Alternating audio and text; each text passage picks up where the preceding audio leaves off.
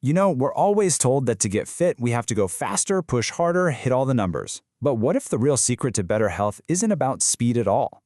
Today, we're going to challenge that whole idea and look at a completely different path to well-being. Just think about it for a second. That daily walk you take for your health, does it ever feel less like a relaxing break and more like just another chore on your to-do list? Something else you have to get right? If you've ever felt that little bit of pressure during what's supposed to be a chill activity, then you are definitely in the right place. I mean, our entire fitness culture is just driven by data, right? We're tracking every single step, checking our heart rate, constantly looking at our pace. We've kind of turned this simple act of walking into this big numbers game. And in the process, we might be missing the whole point. So let's dive into this first. Let's unpack this pressure cooker of modern fitness. It's a phenomenon I like to call the tyranny of steps. This slide, oh man, it just nails the two different mindsets. On one hand, you've got power walking. The goal is all external. Hit your metrics, go faster, just get it done. It ends up feeling like a chore you just have to check off. But then, look at the other side, a mindful walk. The goal here is internal. It's about being present. The focus totally shifts from where you're going to the journey itself, and that turns a boring task into something you actually enjoy. I'm pretty sure we can all relate to this. That little buzz of anxiety when you look down and you haven't hit 10,000 steps yet. Or that mad dash to close your activity rings before midnight. This constant pressure to perform turns a simple, beautiful movement into a source of stress, which is literally the exact opposite of what we're trying to do here. Okay, so what's the alternative? Well, let's explore this really beautiful, ancient practice that offers a way out of that cycle. It's time to learn the art of Sampo. So, what is Sampo? Well, the word itself is Japanese for a stroll or a walk, but it's so much more than that. It's really a philosophy. It's about walking with intention, deliberately slowing yourself down to about half your normal speed. You can almost think of it like a moving meditation. It's not about getting somewhere, it's about the act of walking itself. This quote just says it all, doesn't it? The goal is not to arrive, but to walk. Think about how big of a mind shift that is. When the walk is the goal, all that pressure about performance and speed and distance, it just evaporates. You're already winning just by being there and putting one foot in front of the other. Now, this all might sound great, philosophically, but you might be sitting there thinking, okay, but what about the actual health benefits? Well, this is where it gets really, really cool.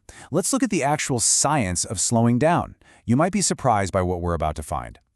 It's the million-dollar question, right? It goes against everything we've ever been taught about cardio. The answer, it turns out, has less to do with your legs and more to do with your breath and the incredible effect your breath has on your nervous system. This right here, this is the engine of Sampo, and it could not be more simple. It's a specific breathing pattern that you time with your steps. So as you walk, you take 2 steps while you're breathing in through your nose, and then you take 4 steps while you're breathing out slowly through your mouth.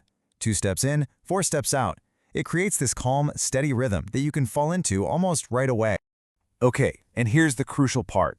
This isn't just a breathing exercise. By making your exhale twice as long as your inhale, you are actively firing up your parasympathetic nervous system. You can think of this as your body's rest and digest mode. It's the total opposite of the fight or flight response that stress causes. So with every single step, you are literally telling your body to calm down, de-stress, and recover. And here it is, the payoff. This is the stunning result.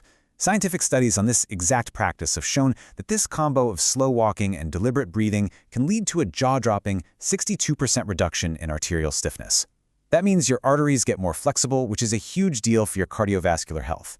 A massive, real-world health benefit, and you get it not by going faster, but by intentionally slowing down. Okay, so I'm hoping you're feeling a little inspired to give this a shot. Let's make it super practical. How do you actually take your very first Sampo walk? It's way easier than you think. It really couldn't be simpler. First, and this is a big one, leave the tech behind. I know it's hard, but no watch, no headphones, no podcasts, just you. Second, really focus on that breathing pattern we talked about. In for 2 steps, out for 4. And finally, just find a rhythm. Let it be comfortable and slow. Let your body tell you the pace. You'll be amazed at how natural it starts to feel. So to wrap it all up, the heart of Sampo is choosing mindful motion over chasing metrics. It's about valuing consistency way more than intensity. It becomes this amazing tool you can use to actively lower your stress. And maybe most importantly, as this slide says, it's about learning to listen to your body instead of your watch. So I'll just leave you with this final thought. We spend so much of our lives trying to speed up, be more efficient, get more done. But what if real progress in our health and in our lives isn't measured by how fast we're going, but by how present we are for the journey? I really hope you give Sampo a try and see for yourself.